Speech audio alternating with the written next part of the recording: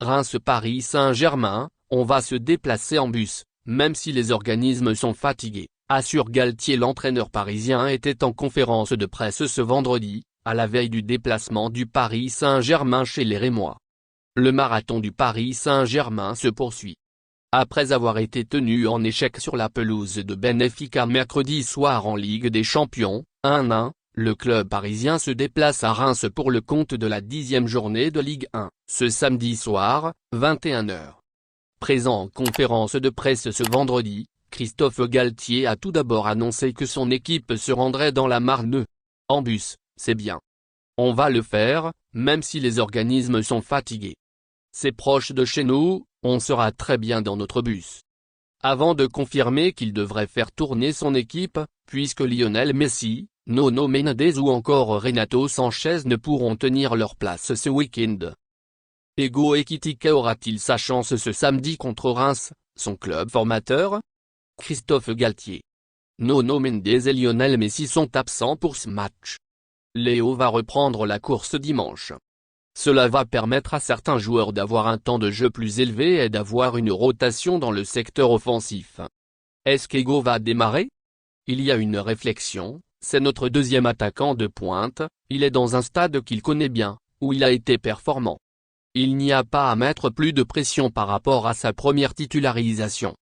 Ego est un jeune joueur qui se développe, qui doit apprendre, qui doit être compétiteur et compétitif. Il y a une obligation de performance encore plus quand on joue pour le Paris Saint-Germain. Les nombreuses absences à Reims vont-elles vous inciter à faire plus de turnover? Ce ne sont pas les absences qu'il y a à Reims qui vont changer mon approche. On sait comment cette équipe joue, ça ne change rien par rapport à mon 11 de départ. Comment Gianluigi Donnarumma a-t-il vécu son match abouti contre Benfica mercredi? Gigio travaille bien, personne n'est hermétique aux remarques, personne n'est insensible à cela. Il est resté concentré sur son travail, il a cherché à se conforter sur ses points forts, à éliminer certains points faibles. Je n'ai rien vu de différent dans sa préparation, il était satisfait de sa performance, comme toute l'équipe.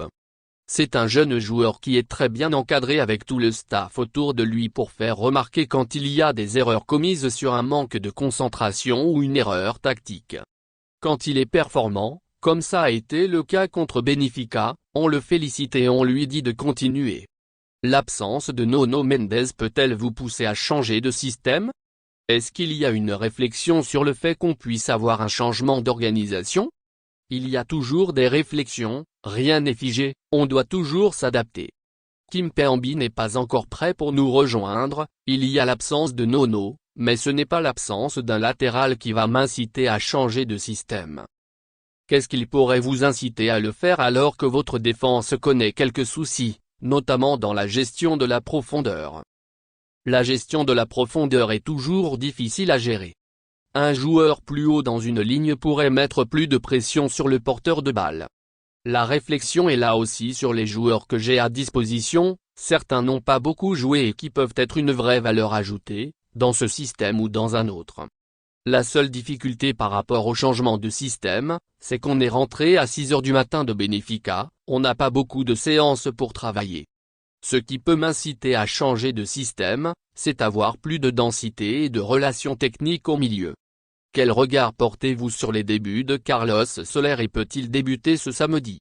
Il est arrivé très tardivement, il y a toujours un délai pour s'intégrer, un délai d'adaptation, des repères à trouver. Il n'a pas beaucoup joué, j'ai regardé ses matchs avec l'Espagne à Valence, c'est un joueur qui joue entre les lignes, qui peut jouer dans un milieu à 3. Il peut aussi jouer plus haut, un peu sur la droite, et sur la gauche surtout, il aime être sur son pied rentrant. Il y a une possibilité de le voir jouer demain. Comment gérez-vous cet enchaînement de rencontres avec des matchs à jouer tous les 3 jours? Depuis le début de saison, tout le monde dit que c'est un calendrier infernal, encore plus quand on est engagé en Europe.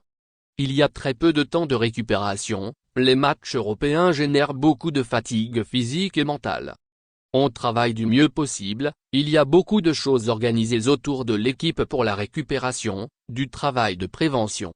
Vous êtes forcément confronté à de la fatigue car cet enchaînement est dangereux pour l'état physique des joueurs. Psychologiquement, Ils se demandent s'ils vont pouvoir partir à la Coupe du Monde. Tout le monde est dans cette réflexion. Ils mettent beaucoup de choses dans leur organisation pour cela et on les accompagne là-dessus. Ce sont des joueurs compétitifs qui veulent tout jouer. Mais je le répète, ce calendrier est démentiel. Merci de bien vouloir activer la cloche et de cliquer sur j'aime.